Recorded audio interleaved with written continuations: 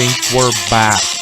Finally, getting the music done right and making sure that everything goes well and okay. Welcome to the Anonymous Gambler Podcast. My name is... It doesn't matter what your name is! Oh, did that feel good? And finally got that one back off my chest there for a minute. I almost remembered what my name was. Listen, we got week 8 coming up. Fuhrmy and I have had a heck of a past couple of weeks here. Fuhrmy with a bad one last week, went 0-3. I went 1-2 on a couple hooks. We're doing what we can here to try to get above that 60% mark. We'd really like to have that this year. So I'm sitting at 10-11 overall, and he's sitting at 12-9. So without further ado, let's get into our Fun with Fuhrmy segment. Week 8 NCAA starting right now.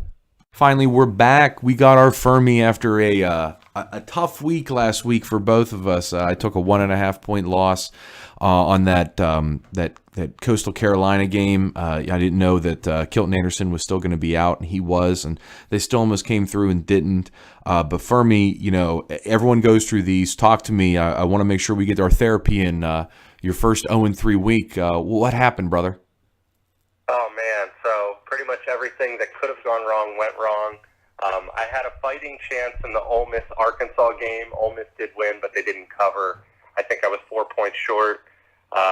Alabama game on the over. I loved that pick last week, and they really pumped the brakes after Tua went down with an injury. So early in the second half. So really had no fighting chance in the second half there. And then the Florida-Vandy game was it was a great game, actually, but it turned into a little bit of a scoring affair. So blew through my under pick. So those weeks happen, but we're going to bounce back and hopefully get back on track. You're sitting 12-9. I'm sitting at 10-11. I'm just trying to reaffirm to everyone that we kind of know what we're doing a little bit. We're not just ham and egging it here. And to prove this, you and I don't really talk throughout the week. We have our normal jobs. And then, today or yesterday, you send me your picks, and I've already written mine down, and we're on the same game. And I'm fascinated to hear your take on this. Lead us in for me so you can take a side and I'll take a side.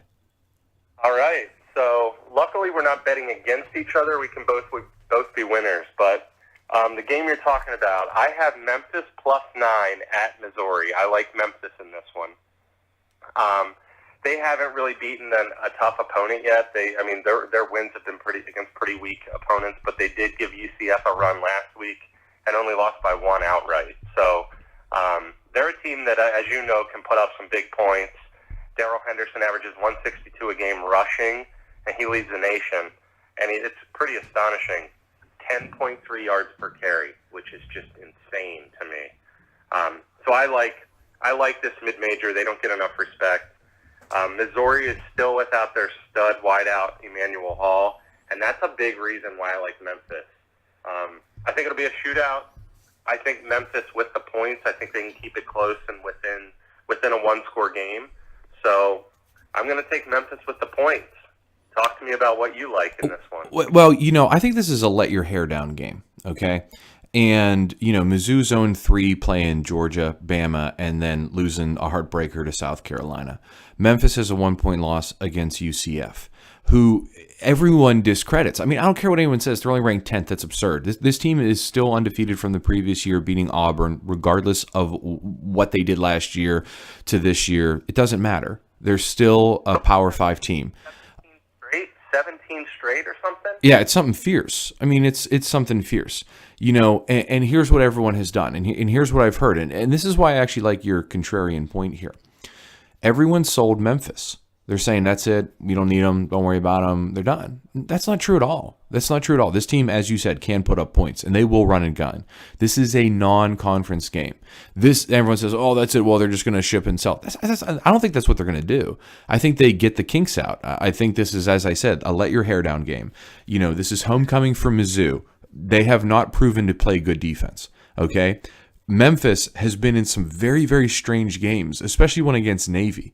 I think them being on the road in this case is better for them. It might actually get them in some type of rhythm to say, okay, guys, we had a tough one. Let's not lull ourselves. Let's not, be sorry for ourselves at home. We have an easy week. I'd like to think that this coach is pretty good. And he was kind of high on the rank up there, looking to get out to potentially go to a Power 5 conference. So I think that this game is going to be a one-score game. I think it's going to be tight the entire way. I do think that Mizzou's homecoming is very apropos because Memphis is going to bring a float, and it's a boat race.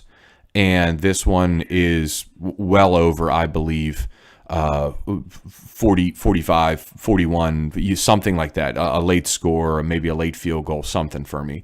But I definitely can see both teams in the 40s. Do you think either defense can halt the other offense? I doubt they can halt them. I know Memphis's pass D is better than their run D, which is, of course, important when you're going against Drew Lock. But I don't think either team is going to stop any, you know what I mean? I think it's going to be a complete shootout. I like your pick of the over. I actually thought about taking the over myself, believe it or not.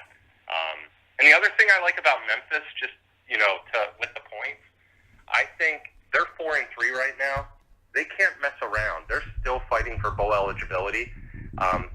They play East Carolina, Tulsa, and SMU the next 3 weeks, so I definitely think they can win all three of those, and they finish with Houston. But if they lose this game and they lose against Houston to end the season, which is very possible, they have to win two of the next three to remain bowl eligible. And you can't really sleep on some of these mid-majors, and they're definitely a bowl team in my mind. So I think this puts them over the top, locks in their bowl season, and I like them to just stay close.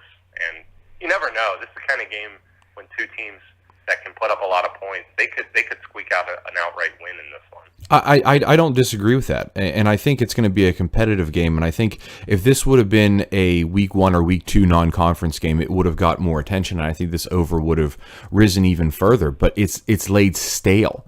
It hasn't moved, which I was very, very surprised about. And then when you actually look at the line, it's gone in Missouri's favor. So it's at 9. It was started at 7, and now it's at 9.5. Again, I think everyone's selling Memphis, and I think they're selling them too fast. I think this is a one-score game. I don't know who takes it, but I would not lay this many points with two teams like this that can score. But then you go on the other side of things, and of course, Fuhrmy, which I'm very surprised by this, especially with the way that they played last week, both teams. You've got an under on the board, and you know how I feel about those, so I'm going to let you go ahead and run with this one. Yeah, so I've actually been more successful in unders rather than overs this year. And to your point, both teams looked impressive last week, but I have the Mississippi State at LSU under, and it's 45, which is a small number to your point. But my big takeaway here, Mississippi State, I think they finally, Joe Moorhead and crew, I think they finally realized that their only chance to win is by running the ball effectively and just concentrating on running the ball. Last week they ran 57 times for 369, and they just blew the doors off Auburn. They won by 2 scores. And they also rank number 1 in the nation in points against per game. They only give up 12.7 points a game. So they're defensive-minded. With their run-first mentality, I think they can grind the clock. I think that he still runs a lot of plays. It's sort of an up-tempo offense, but I think he can slow it down a lot easier with that run-first mentality and not trying to mix it up. LSU's coming off their biggest win of the year, and they just throttled Georgia last week. They won by 20, and they're very much more balanced. So I think the way they're going to be, they love to play man-to-man on the outside on defense and let their corners just try to take receivers out of the game. With Mississippi State being so much run first, I think they let their corners on an island the entire game, challenge Fitzgerald to beat them through the air, and I think they stack 8 in the box most of the day. And I think they contain Mississippi State on the ground. So because of that, I think it becomes just a back-and-forth field position kind of game. I could easily see the game 20-10, something in that range, 20-13, 20-17. All of those are under the under. So I'm going to take LSU in a little bit of a revenge game after losing by 30 last year. I think they bounce back, and they have a lot more to play for, given that they're right in the heat of the West. You don't worry about a letdown by LSU that turns into a couple quick points, and then this becomes a little bit. I mean, you look at a 45. I mean, you're sitting on 24-21, and that's a push. You're right. I don't know that LSU can afford a letdown. I mean, if they lose, their season arguably is over. They already have one loss in the SEC, and Bama's not going to have two at the end of the year. So if they're going to hang in the West, they know they need to be virtually undefeated the rest of the way going into the Bama showdown to even have a prayer. So I think Orgeron's going to have them ready to go. I think they're going to hang tough. I hope it's a defensive struggle, and both defenses are good, and both rely heavily on the run. So I'm hoping it's sort of a ground and pound, back and forth, field position kind of game early in the game, and I don't think they cover late. We sold the boat on Fitzgerald, just so you know. I didn't know if you knew that we sold that boat. So you're selling him again, saying that LSU is going to come in knowing that he's a weak passer overall. They're going to stack the box. They're going to make them play the run, make them beat them on the ground. And in situations where he has to pass, you're just trusting the fact that LSU secondary and corners are that good at coverage that even if their wide receivers, Mississippi State's that is, are on an island, that LSU is going to be able to cover them. Yeah. Fitzgerald's under 50% completion percentage. You can't do that very effectively and win in the SEC, especially against these kind of opponents. Against LSU, against Georgia, against Bama, even against Florida's defense. Like, that kind of stuff doesn't work. You need to have a little bit of balance. Is that a night game? It is. It's LSU at night. Yep. That's going to be a tough place to play. That's going to be loud. That's going to be a loud atmosphere. I was looking at a couple totals. You speak of low totals, and when I see them, I try to pick them out. And usually, some of the low totals that I see are usually played off option plays. And this one kind of caught my eye. It's actually dropped down further than the line I got it at. I actually got it at 48. This Army-Miami of Ohio game really intrigued me. And the Army QB, Hopkins Jr., is good. I always like to make sure I keep up. I'm actually headed down to Annapolis this weekend to go see the Mids play Houston. I'm very excited for that. I usually like to bet the game, but I can't. I just can't get a read on this game. I don't know what Navy's going to do or how they're going to respond from the past couple weeks where they just got, they got smoked by Air Force, and then they got pounded by, well, they get pounded, but they got pretty beat up by Temple. And then I think of this other option team, in Army, and they're pretty good and they're very efficient. The one thing that I really, really liked is I looked at both of them, Miami of Ohio, who's put some points on the board. I mean, they haven't beat great competition, but they're competing. Their red zone offenses. Army, 85% is how much they're scoring inside the red zone, field goals and touchdowns when they get in there. Miami of Ohio, 96.15%. Okay? But the last 3 games, both teams are batting 100%. I went back and looked at Army's. Why is it so little? Because they played Oklahoma. You know what I mean? And you're sitting there and you're going, wow, this is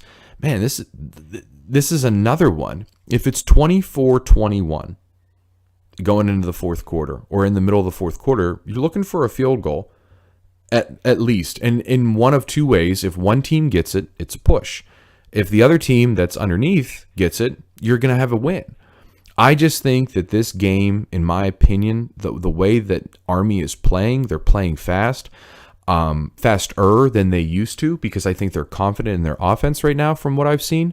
I don't have a lot of information about Miami of Ohio, so I know the pure handicappers and the Power Raiders of the world would go deep to say this is misinformed betting, but also from what I've heard from other people out on other various podcasts is that they're buying the farm on Army, which leads me to believe that they're going to put up significant amounts of points, in my opinion. You know what I mean? Because it's at 7.5 and it's not dropping any further. This game is 35-21, 28-21 at the minimum. I'll take the over in this one. I think Army's going to win straight up. It's at Army, but I think that they're going to lay it on thick. I think Army's good for at least 35, if not 38 points. And at that point, I am led to believe that that if they put up 35 or 38, that Miami of Ohio is good for 17. So either way, that game's going over. I just want to know your thought of something real quick on, we've made a couple predictions on scores. I got lucky. I called out that Western Michigan Bowling Green, total. And the one thing that catches my eye in the next game, and I was looking at yours, and I just want to get a thought because nothing's happened in yours, but something has happened in mine. How do you feel about some of these coaches being dismissed or fired? And, these teams get these bye weeks and they start making these shifts in their offenses or their defenses. Have you been privy to any information there down in the SEC that you may be looking for in the coming weeks, like that you either have an eye on or a beat on for me? No, I haven't. I honestly haven't heard too much. I mean, a lot of that happens during bowl season, of course, when the turnover starts happening with the head coaching staffs, and then they let these interim coaches coach, offensive coordinators or defensive coordinators coach the bowl games and stuff. But I haven't heard much, during the season. I know it's typically a late season bowl game kind of thing. I like to watch the teams that are cutting early, because I like to see how the kids respond, and I like to see how the coaching staff responds and everything like that. And you speak of a team having it tough right now. You're going back to the well, but you're going in an opposite direction. And I was actually surprised by this. When I actually read this, I actually saw your green, and I was like, wait a second, he wrote that wrong. But I am wrong. You are going against someone that you went against. I'm sorry, you're going with someone that you went against a couple weeks ago. What's going on here? Yeah. So I've been on both of these teams periodically through the year, and the overlap's of course going to happen when you're so focused on a specific conference. But Vanderbilt at Kentucky, Kentucky's minus 11.5. Right now I'm on Kentucky to cover that 11.5. Like I said, I've been on both teams. Vanderbilt on the year is 3-4. And they took two really tough losses, one to Florida last week where they led by 18 and rightfully probably should have won the game. And we've already talked weeks back about the Notre Dame game where they sort of let it slip through their fingertips at the end of the game and ended up losing that one.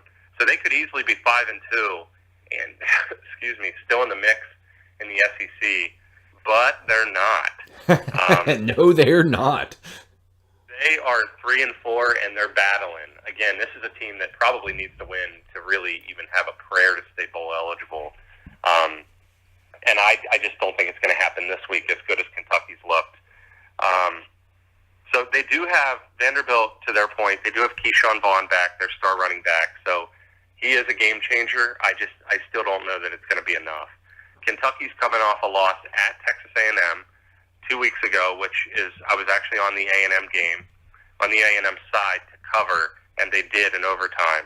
And Kentucky's been good at home all year. So they're right in the mix in the East. They're tied with Florida and Georgia, both with one loss. It's definitely a must-win game for them. They need to win out in conference play. They still have not played Georgia, which is obviously going to be a really tall task. But I think Kentucky bounces back. I think they extend their season another week. And I think Vanderbilt is honestly going to come out flat, much like they did after that Notre Dame loss. They sort of hit a wall. They had no fire in their step. I think they're in trouble. They're starting to look like they're gravitating toward the Vanderbilt that we typically see every year. The 4-7 Vanderbilt team that sort of can't get out of their own way. But I do give them credit. They've looked, throughout the whole year, they've looked better than I think a lot of people anticipated them looking. But I think Benny Snell, honestly, is going to be too much to just handle from Vanderbilt's defensive side of the ball. And I think Kentucky wins by 2 scores. I think they can win by 13 or 2 touchdowns or something like that. Well, Kentucky's defense is pretty good. Their offense is their passing is almost abysmal. They're really heavy on the rush. They beat Central Michigan, Florida, Murray State, Mississippi State, South Carolina.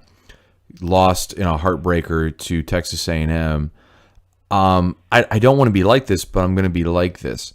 Are they really that good, Fuhrmy? You know what I mean? Like, you're expecting them. This team has not really had a great track record throughout the years, And I can understand them trying to build a winning program. It's coming off a tough loss. Luckily, they had a bye. Do you have enough faith in what you've seen to believe, as you had said, like really believe that they're going to come through with 2 scores? You know what I mean? And cover this game. I do. I mean, I think they're going to rely on their ground attack, and I don't know that Vanderbilt can stop Benny Snell, who is probably the best running back in the SEC, to be honest with you, all around.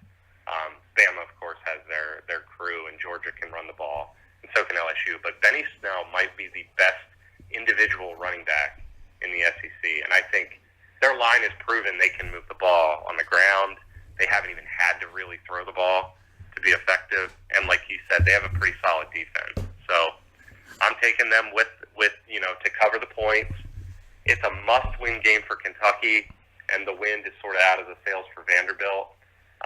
Not that they're going to come out and just sort of give up from the get-go. They've played hard all year, but I just think Kentucky's going to be too much to handle at home in a must-win game against one of the weakest opponents they're going to probably play the remainder of the year.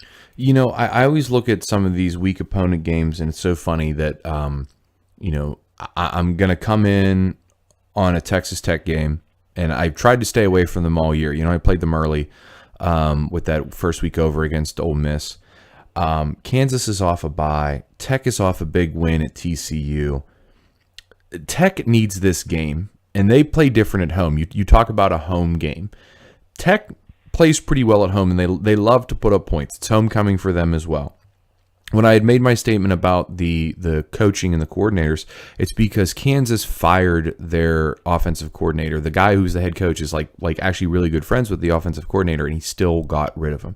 There's a scene on Twitter, if you look it up, of the head coach screaming into a headset about play calls not getting called in until like 7 to 4 seconds before the play clock's down, and then they didn't give their quarterback enough time to make the changes. And if you look at the beginning of the year, I think that when they were playing out of conference, they had a little bit more consistency because they just went to the basics. I think Kansas is going to attempt to go back to a mini air raid style, a little bit of a pass offense more so. They have a really good running back. I think it's Puka Williams is his last name. He is pretty good. I don't want to sell Coach Good Looking, okay?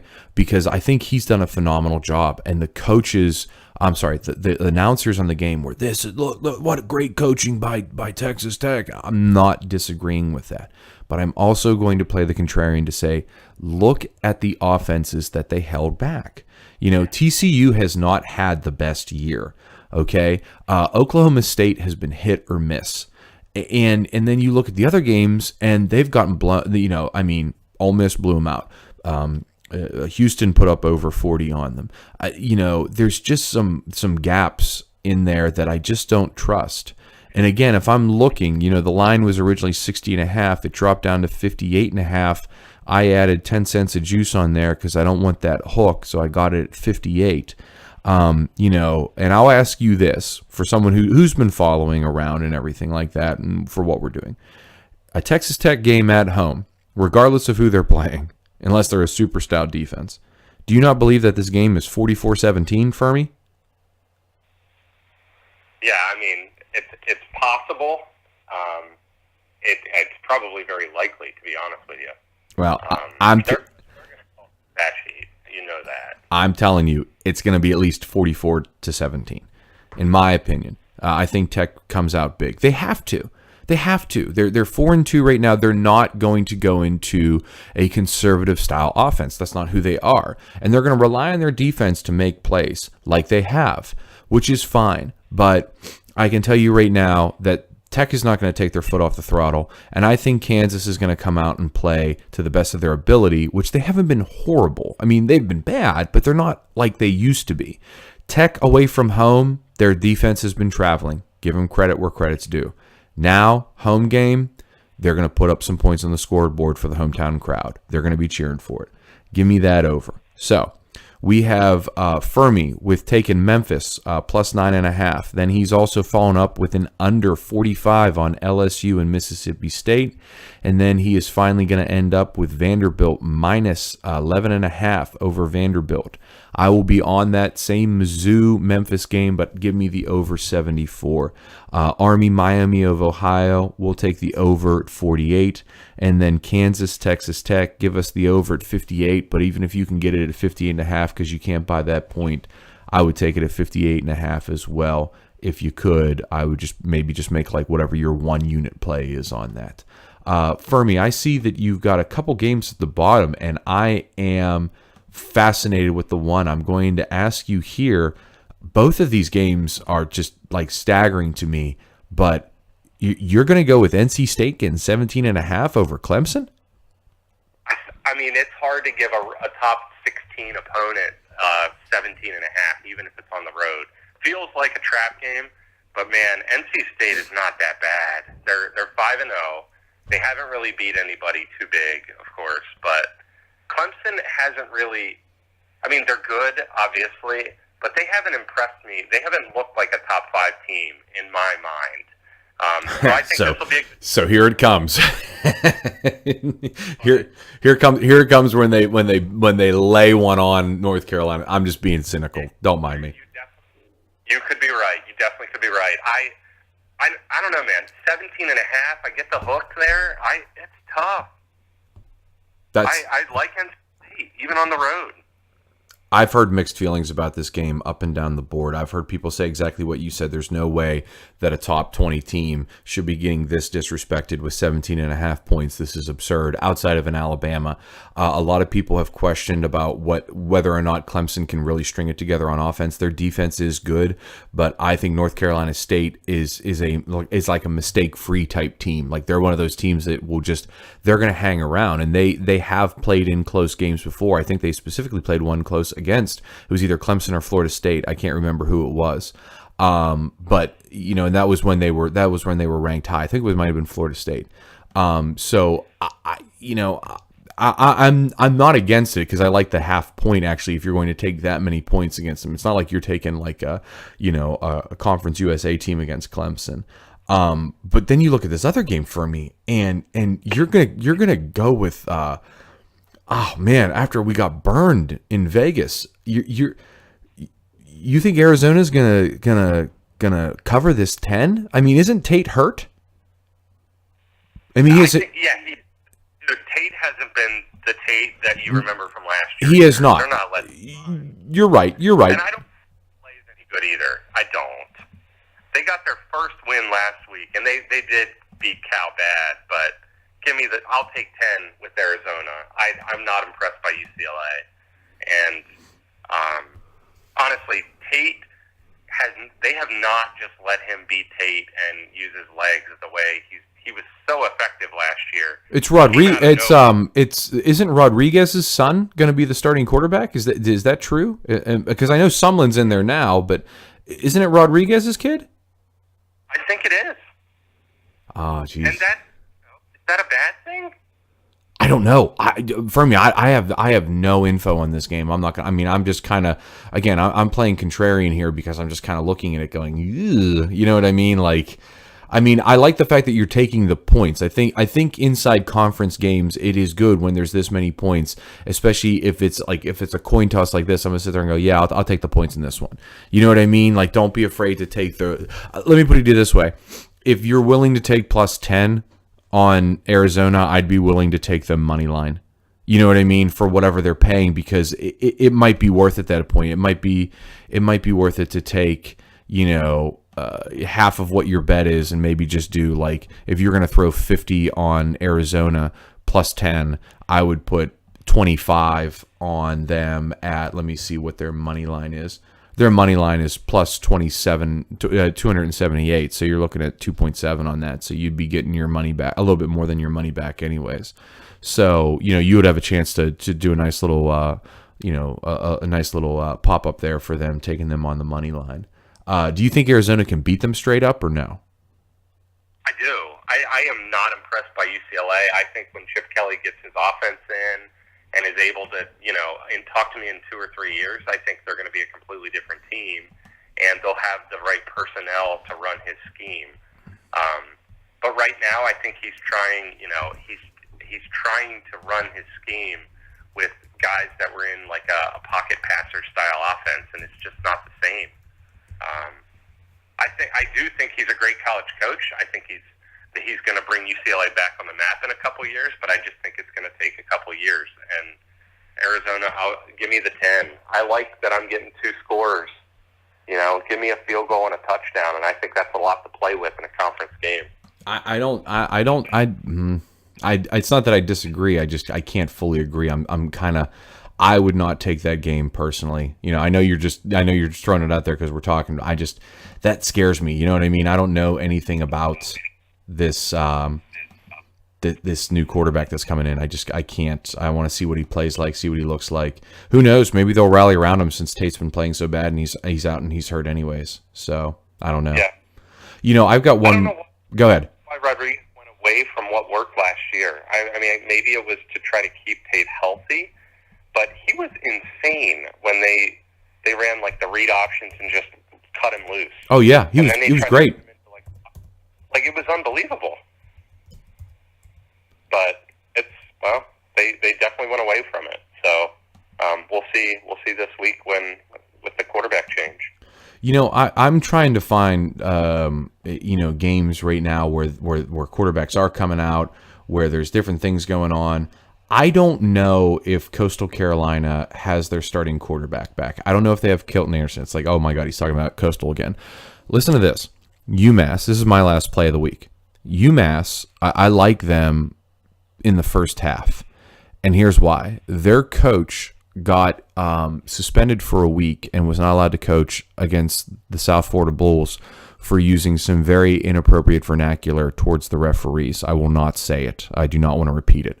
You can look it up if you want to. But he said something that got him suspended for a week. This team then got smoked by South Florida, but South Florida's pretty good, relatively. And yeah. I think Coastal Carolina, watching that game last week, I was just shaking my head. Like, they run and run and run. And here's the narrative, and here's what I've seen out there. Coastal Carolina is going to run all over them. UMass has no defense. You know what? Go look back at some of the box scores. Massachusetts holds their own in the first half. They blow it in the second half. I think this team is going to come out invigorated. I like Ford, their quarterback. They have a monstrous tight end. I just think that this game, if I win that first one at noon, I'm definitely going to take Massachusetts minus. It'll be like 1.5 or -2 in the first half. I will definitely take that. It is cold. It is cold up in Amherst. It's like 45 degrees or less it's going to be this weekend. Those kids down in South Carolina, every one of my friends that's ever moved down south always started out by saying, oh, these people are they make fun of them because they can't handle the cold. And then it hits like 65 and they're like, good God, we have to stay in our homes and put on campfires and sweatpants and sweatshirts and the whole 9 yards.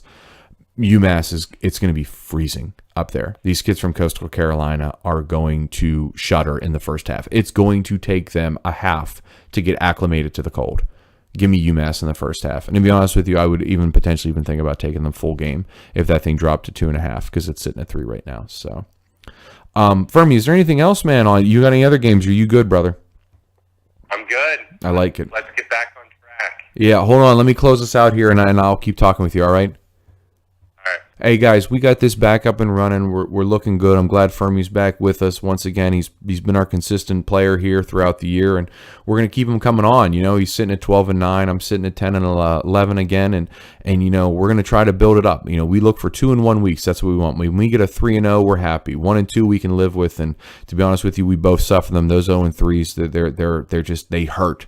But we'll get through them. So listen, I hope you guys enjoy the weekend. If anyone's down at the Navy game, give me a holler out. I'll be more than happy to meet you out and meet you at Buddy's Crab Shack, and we'll enjoy the game together. And if not, you guys sit back and enjoy week 8 of the NCAA, and we'll talk to you guys next week.